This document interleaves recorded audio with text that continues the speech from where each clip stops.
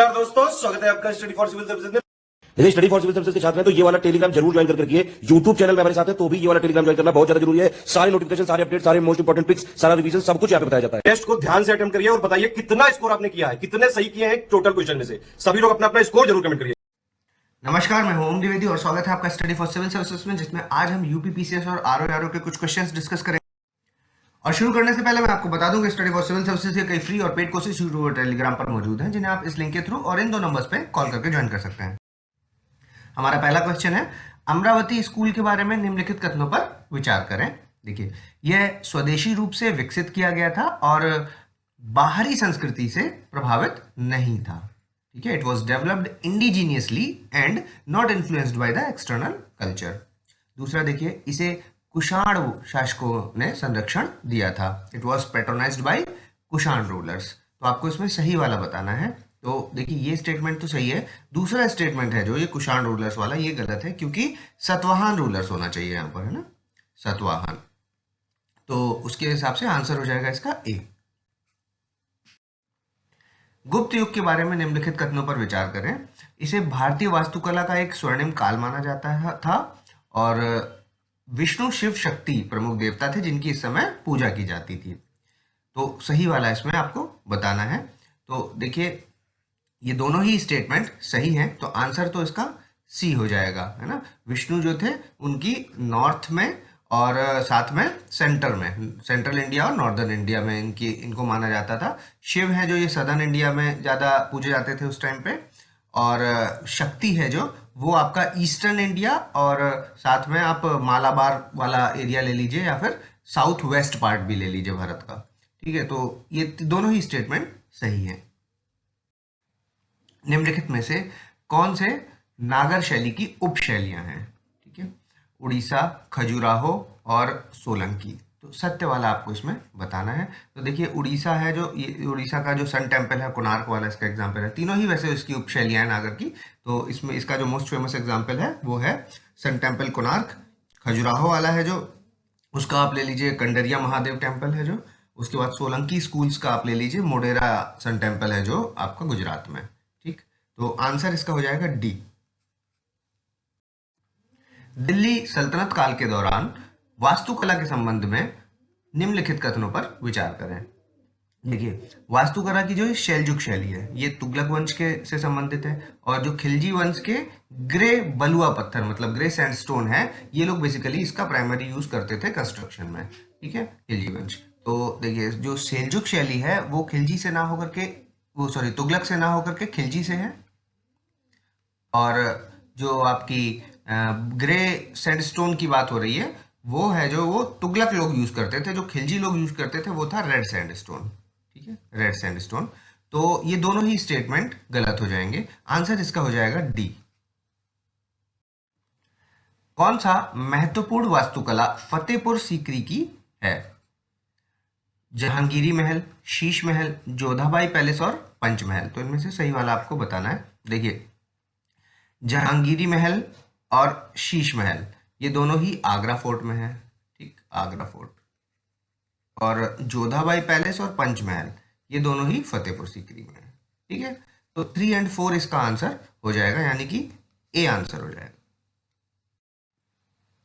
निम्नलिखित कथनों पर विचार कीजिए। हरमिंदर साहिब है जो, उसका काम गुरु रामदास ने शुरू किया, गोल्डन टेम्पल। ठीक है, हरमिंदर साहिब को गुरु अर्जुन देव ने 1764 में पूरा किया था। तो सही वाला अगर आपको इसमें बताना है तो दोनों ही स्टेटमेंट सही है, आंसर सी। फरेजी आंदोलन के संबंध में कुछ कथन है। देखिए, इसकी स्थापना है जो वो 1889 में मिर्जा गुलाम अली ने की थी। और दूसरा देखिए, इसने खुद को मोहम्मदियन पुनर्जागरण का एक महान वाहक बताया, है ना। Described itself as the standard bearer of Mohammedan renaissance. तो सही वाला इसमें आपको बताना है। तो देखिए, दोनों ही जो स्टेटमेंट है ये दोनों ही फरेजी आंदोलन से ना जुड़े होकर के अहमदिया आंदोलन से जुड़े हुए हैं। ठीक है, फरेजी आंदोलन जो था ये दादू मियाँ का है, दादू मियाँ। ठीक है, तो दोनों ही स्टेटमेंट इसमें गलत हो जाएंगे क्योंकि ये अहमदिया के बारे में है। तो आंसर इसका डी हो जाएगा। इसके बाद देखिए, निम्नलिखित कथनों पर विचार करें। महाराष्ट्र में क्रांतिकारी गतिविधियों में सबसे पहले हिस्सा रामोसी किसान बल ने लिया। दूसरा देखिए, आंदोलन का नेतृत्व वासुदेव बलवंत फड़के ने किया। तो इसमें आपको सही वाला बताना है। तो रामोसी ये सही है और दूसरा वासुदेव बलवंत फड़के इसी के हैं, तो दोनों ही सही है, तो आंसर सी हो जाएगा इसका। निम्नलिखित कथनों पर विचार करें। देखिए, सिविल सेवकों का वेतन बढ़ाना, वरिष्ठता के माध्यम से प्रोन्नति लागू करना और सिविल सेवकों को उपहार और रिश्वत लेने से रोकना। ठीक है, ये सारे जो काम है ये किस गवर्नर जनरल से संबंधित है? Lord Cornwallis, Lord Wellesley, Lord Dalhousie और लॉर्ड कर्जन। तो देखिए, इस क्वेश्चन का आंसर है ए, लॉर्ड कॉर्नवालिस से संबंधित है। देखिए, निम्नलिखित में से कौन सा पेपर सही ढंग से मेल नहीं खाता, मतलब गलत वाला आपको इसमें बताना है। इंडियन सोशियोलॉजिस्ट श्यामजी कृष्ण वर्मा, तलवार वीरेंद्रनाथ चट्टोपाध्याय, रेशवा अजीत सिंह और इंडियन मिरर शिशिर कुमार घोष। तो इसमें जो गलत है वो है डी, क्योंकि जो इंडियन मिरर है वो किसका है?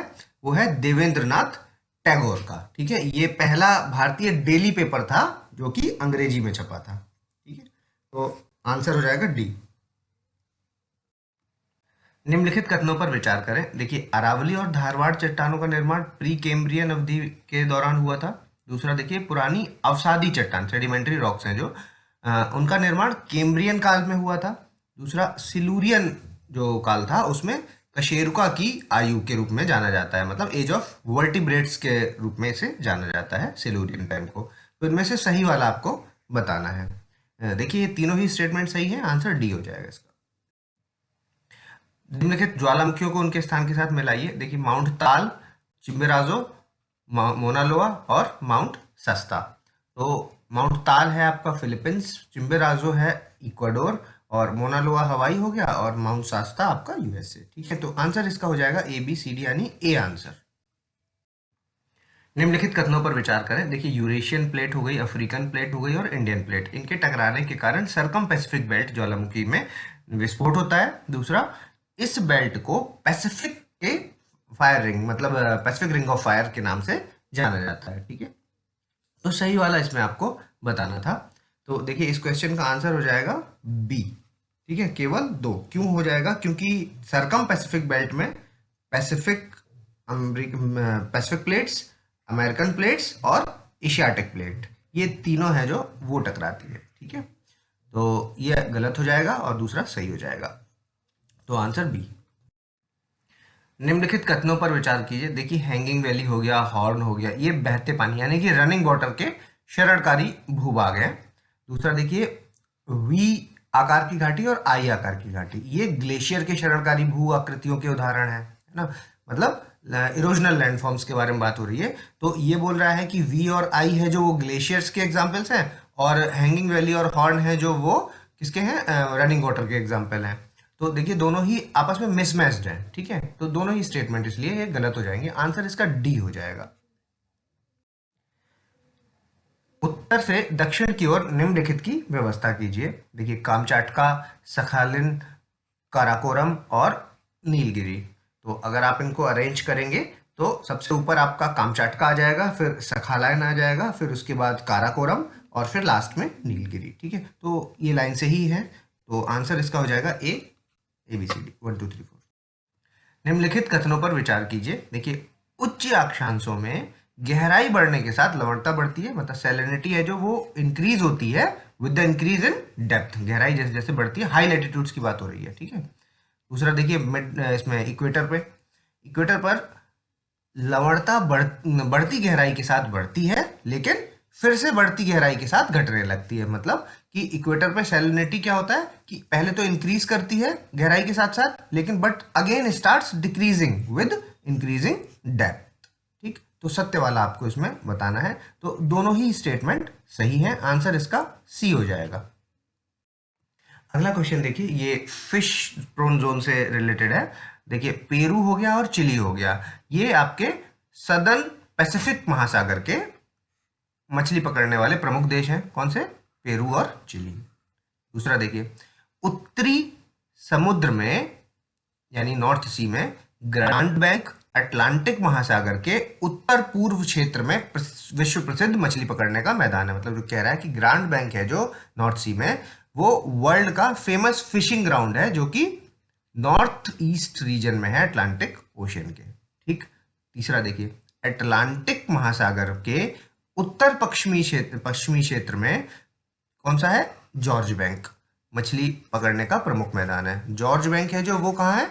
मेजर फिशिंग ग्राउंड है नॉर्थ वेस्ट रीजन का अटलांटिक ओशन में। ठीक है, तो अब आपको इसमें से सही वाले बताने हैं। मतलब बेसिकली आपको 3 की लोकेशन पूछी जा रही है। देखिए, सदर्न वाले में पेरू चिली, ग्रांड बैंक है जो वो north east region of Atlantic, और जॉर्ज बैंक है वो north west region of Atlantic ocean. ठीक, तो इसमें सही वाला अगर आप ढूंढेंगे तो देखिए पहला और तीसरा है जो वो तो सही है, लेकिन जो दूसरा स्टेटमेंट है ये वाला ये गलत है, क्योंकि ये जो लोकेशन है ये ग्रांड बैंक की नहीं है, ये लोकेशन है डोगर बैंक की।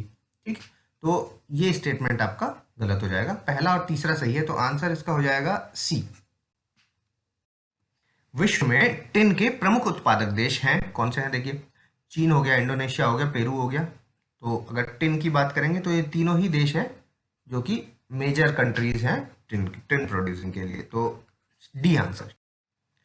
टिकरिट, मोसुल और किरकुक, ये 3 है जो ये पेट्रोलियम के प्रमुख खनन केंद्र हैं। अब आपको बताना है कि किस देश में है। ठीक है, देखिए कुवैत में है, इराक में है, ईरान में है या सऊदी अरब में है। तो इस क्वेश्चन का आंसर है बी, इराक में है ये तीनों। अगला क्वेश्चन देखिए, मैच करना है आपको। ये क्या है? उद्योग हैं, ठीक है, और इनके औद्योगिक केंद्र के साथ इनको मैच करना है। जैसे कि पेपर इंडस्ट्री हो गया, ये ओटावा में फेमस है, उसकी इसका मेन सेंटर ओटावा है। सूती कपड़े का मैनचेस्टर हो गया, रेशम के कपड़े का मिलान हो गया, और इसका जहाज निर्माण के लिए स्टॉकहोम हो गया। ठीक है, आपको कमेंट्स में बताना है कि ये सब किस किस देश में है, इनके देश भी पता होने चाहिए। तो आंसर इसका हो जाएगा ए। अगला क्वेश्चन देखिए, राष्ट्रपति की न्यायिक शक्ति के बारे में निम्नलिखित कथनों में से कौन सा सत्य है? सही वाला बताना है। देखिए, यानी कि इनमें से 3 गलत हैं, ध्यान से देखिए। वह अनुच्छेद 111 के तहत हर 5 साल में एक वित्त आयोग का गठन करता है, मतलब राष्ट्रपति के लिए बोल रहे हैं। तो ये है राष्ट्रपति की फाइनेंशियल पावर। ठीक है, यहां पर क्या पूछा गया है? जुडिशियल पावर के बारे में। ठीक, दूसरा देखिए, वह बिल के लिए अपनी सहमति वापस ले सकता है। ठीक है, ये है इनकी वीटो पावर। तीसरा देखिए, वह सेना, नौसेना, वायुसेना के प्रमुख की नियुक्ति करता है, ये है इनकी मिलिट्री पावर। और वह मुख्य न्यायाधीश और सर्वोच्च न्यायालय और उच्च न्यायालय के न्यायाधीश की नियुक्ति करता है, ये इनकी हो गई जुडिशियल पावर। ठीक, तो आंसर हो गया इसका डी। निम्नलिखित में से कौन आनुपातिक प्रतिनिधित्व प्रणाली यानी कि प्रोपोर्शनल रिप्रेजेंटेशन सिस्टम की डीमेरिट्स हैं? ठीक है, अवगुण पूछ रहा है। देखिए, ये बहुत महंगा है, एक तो हाईली एक्सपेंसिव है, सही है। ये अल्पसंख्यक समूह के हितों को बढ़ावा देता है, सही है। ये पार्टी प्रणाली को महत्व को बढ़ाता है, ये भी सही है। और ये उपचुनाव बाई इलेक्शन के आयोजन के लिए कोई गुंजाइश नहीं देता है, ये भी सही है। ठीक है, तो इनमें से सही वाला बताना था, आंसर डी हो जाएगा इसका। निम्नलिखित में से किस समिति में राज्यसभा के कोई सदस्य नहीं है? ठीक है, अब आपके पास है बिजनेस एडवाइजरी कमेटी यानी कि व्यापार सलाहकार समिति, दूसरा निजी सदस्यों के बिल और प्रस्ताव पर समिति यानी कि committee on the private members bill and resolution, तीसरा आपका नियम यानी कि रूल्स कमेटी, और चौथा आपका सदस्यों की अनुपस्थिति पर समिति यानी committee on the absence of member. तो देखिए, ये जो committee on absence of member है, ये है जो जिसमें लोकसभा के कितने मेंबर्स होते हैं? जिसमें होते हैं 15 मेंबर्स आपके लोकसभा के। ठीक है, सिर्फ लोकसभा के। और नियम समिति है जो रूल्स कमेटी, इसमें 15 मेंबर्स होंगे आपके लोकसभा के और 16 मेंबर होंगे राज्यसभा के। और इसके बाद निजी सदस्यों के बिल पर प्रस्ताव पर समिति है जो ये वाली है, जो इसमें भी आपके 15 मेंबर फिर सिर्फ लोकसभा से होते हैं। और व्यापार सलाहकार समिति है जो मतलब बिजनेस एडवाइजरी कमेटी है जो, इसमें 15 मेंबर होंगे आपके लोकसभा से और 16 मेंबर्स होंगे राज्यसभा से। ठीक है, तो यानी कि 2 और 4 ये आंसर होगा, तो बी आंसर हो जाएगा इस क्वेश्चन का। निम्नलिखित में से किस परिस्थितियों में राष्ट्रपति उच्च न्यायालय के एक न्यायाधीश को उच्च न्यायालय का कार्यवाहक मुख्य न्यायाधीश नियुक्त किया जा सकता है? मतलब कि कौन कौन सी वो कंडीशंस होंगी कि जिसमें राष्ट्रपति हैं जो वो किसी हाईकोर्ट के जज को एक्टिंग चीफ जस्टिस बना सकते हैं उसी हाईकोर्ट में। ठीक है, देखिए, उच्च न्यायालय के मुख्य न्यायाधीश का पद रिक्त होने पर, उच्च न्यायालय का मुख्य न्यायाधीश अस्थायी रूप से अनुपस्थित है, दूसरा, उच्च न्यायालय के मुख्य न्यायाधीश अपने कार्यालय के कर्तव्यों का पालन करने में असमर्थ है। ये 3 अगर कंडीशंस हैं तो तीनों ही कंडीशंस में राष्ट्रपति एक्टिंग चीफ जस्टिस बना सकते हैं। आंसर इसका डी हो जाएगा। संविधान के अनुसार निम्नलिखित कथनों पर आपको विचार करना है, एज पर द कॉन्स्टिट्यूशन बताएंगे। देखिए, उच्च न्यायालय के पास अपने स्वयं के निर्णय या आदेश या निर्णय की समीक्षा करने या उसे सही करने की शक्ति है। मतलब high court has the power to review and correct its own judgement, ठीक है, और ऑर्डर और डिसीजन। दूसरा फ्रेज देखिए, ये जो जुडिशियल रिव्यू है, न्यायिक समीक्षा है जो, ये कहीं भी कॉन्स्टिट्यूशन में मेंशन्ड नहीं है, ठीक है। तो ये आपको 2 स्टेटमेंट्स हैं, इनमें से सही वाला आपको चुनना था। तो अगर सही वाले को की बात करें तो इसका आंसर हो जाएगा बी, क्योंकि जो पहला वाला है ये संविधान में नहीं दिया गया है। मतलब ऐसा करते हैं, हाईकोर्ट ऐसा कर सकता है as a court of record, ठीक है, लेकिन ये कॉन्स्टिट्यूशन में ये प्रोविजन उच्च न्यायालय के लिए नहीं है, सुप्रीम कोर्ट के लिए ये प्रोविजन है, रिवाइज्ड जुरिसडिक्शन का प्रोविजन है, ठीक है। तो आपका आंसर इसका हो जाएगा बी।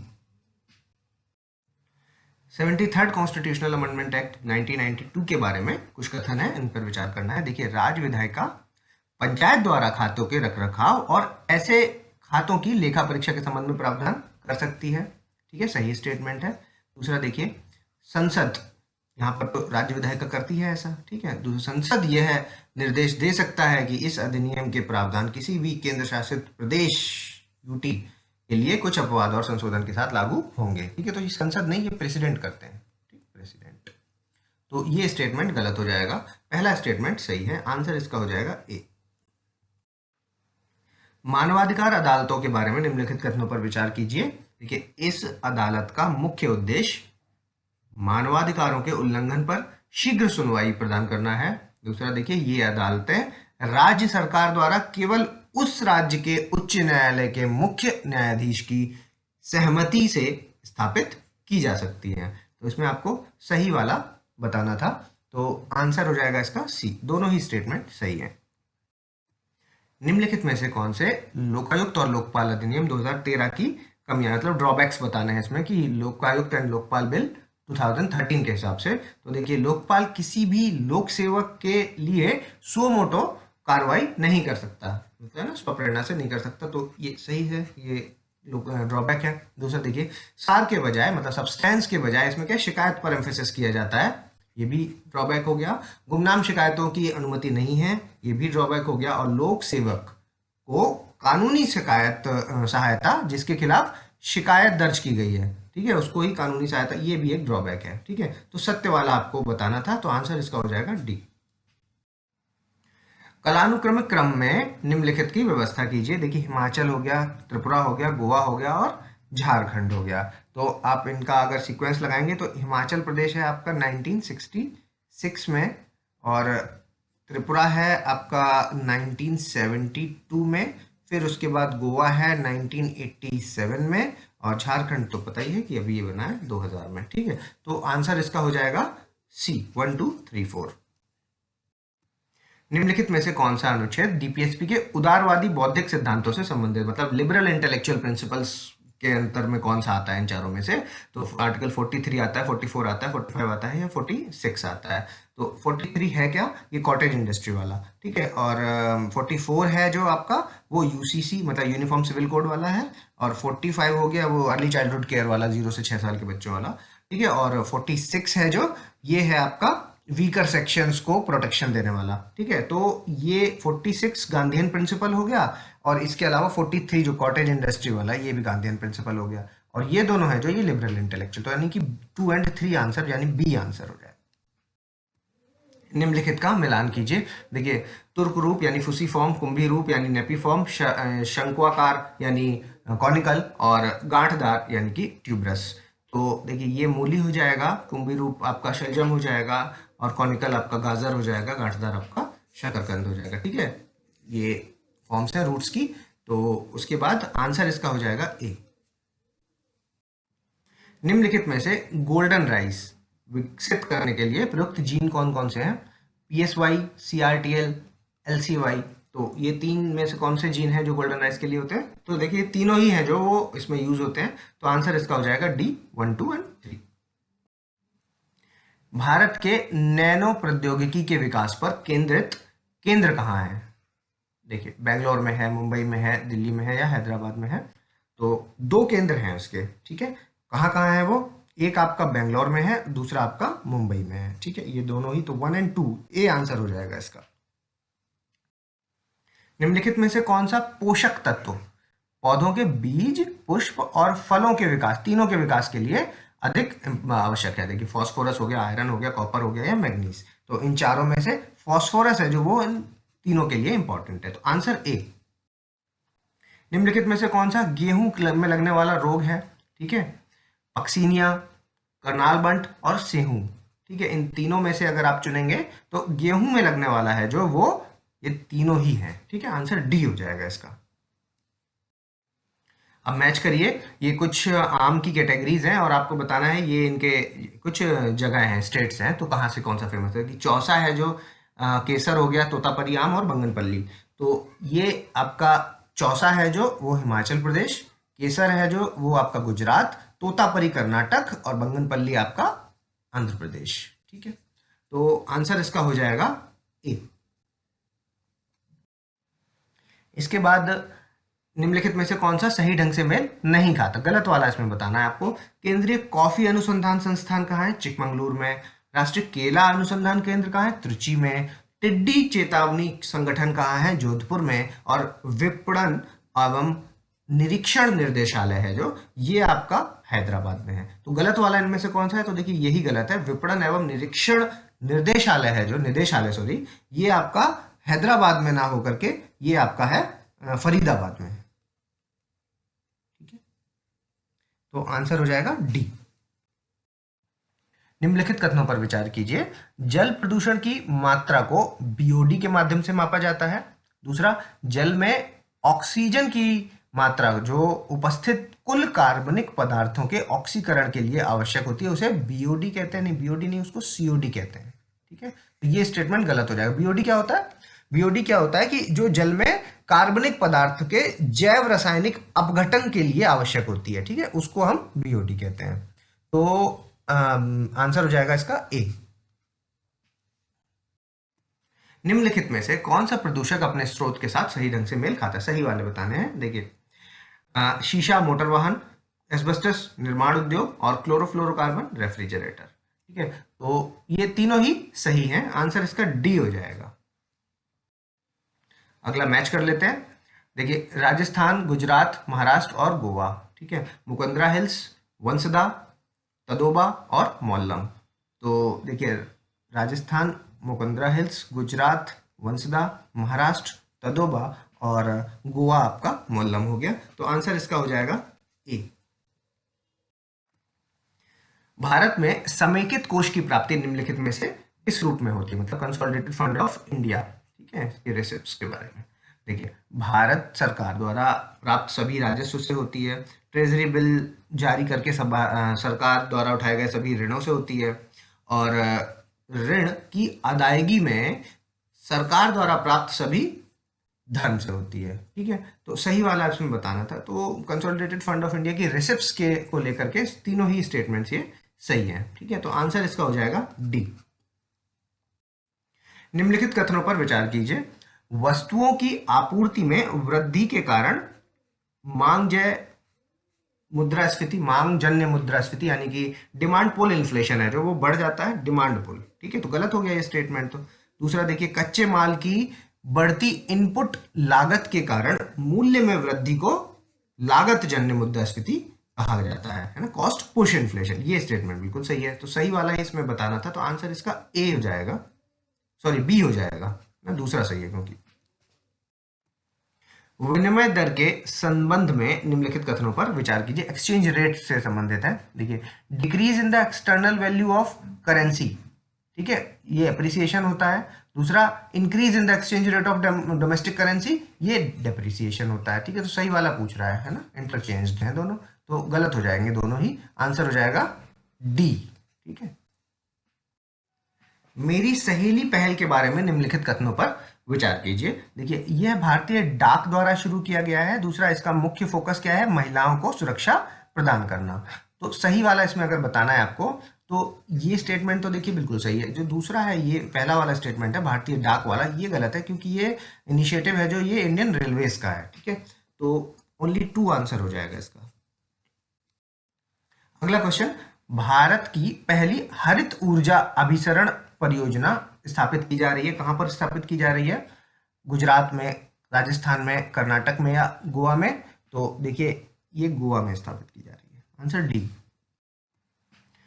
निम्नलिखित कथनों पर विचार कीजिए। देखिए, भारतीय आईटी उद्योग के पिता के रूप में जाने जाने वाले टीसीएस के पहले सीईओ फकीर चंद्र कोहली हैं। दूसरा, राजेश गोपीनाथ टीसीएस के वर्तमान सीईओ हैं। ठीक है, तो सत्य वाला आपको इसमें बताना था। तो दोनों ही स्टेटमेंट सही है। आंसर इसका हो जाएगा सी। अगला क्वेश्चन देखिए, निम्नलिखित में से कौन डीआरडीओ द्वारा विकसित एंटी विकिरण मिसाइल है? ठीक है, एंटी विकिरण मतलब एंटी रेडिएशन मिसाइल। शक्ति, काली, रुद्रम या शिव?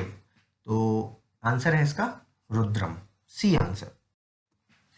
ईसीआई यानी भारतीय चुनाव आयोग के द्वारा चुनाव में सूचना प्रौद्योगिकी अनुप्रयोगों के लिए विशेष पुरस्कार के लिए किस राज्य को चुना गया है? गोवा को, महाराष्ट्र को, कर्नाटक को या मेघालय को? तो देखिए इस क्वेश्चन का आंसर है मेघालय को, डी आंसर। अब देखिए, नियामक सैंडबॉक्स के ढांचे के संबंध में निम्नलिखित कथनों पर विचार कीजिए। ठीक है, रेगुलेटरी सैंडबॉक्स, यह अंतर्राष्ट्रीय वित्तीय सेवा केंद्र प्राधिकरण द्वारा पेश किया गया है। दूसरा, इस ढांचे के तहत पूंजी बाजार, बैंकिंग, बीमा और वित्तीय सेवाओं में काम करने वाली कंपनियां अपने फिनटेक समाधानों को जीवंत वातावरण में परीक्षण कर सकते हैं। ठीक है, तो सही वाला इसमें बताना था, तो दोनों ही सही स्टेटमेंट है, सी आंसर हो जाएगा इसका। जेल पर्यटन अभी रिसेंटली शुरू किया गया, तो कौन सी जेल से किया? यरवदा जेल से, सेलुलर जेल अंडमान निकोबार वाली, हजारीबाग जेल झारखंड वाली या अलीपुर केंद्रीय जेल कलकत्ता वाली? तो ये जो इनिशिएटिव है ये यरवदा जेल से शुरू होगा। आंसर ए हो जाएगा इसका। और ये वो स्लाइड है जिसे आप पॉज कीजिए और अपने जो भी आपने आंसर्स लिखे हैं उनको एक बार चेक करके अपना कमेंट्स हमें स्कोर के माध्यम से बताइए। और अगर अभी तक आपने हमारे चैनल को सब्सक्राइब नहीं किया है तो सब्सक्राइब कीजिए, बेल आइकन की बटन दबाइए। जल्द ही मिलेंगे अगले टॉप 50 क्वेश्चंस के साथ, तब तक के लिए धन्यवाद।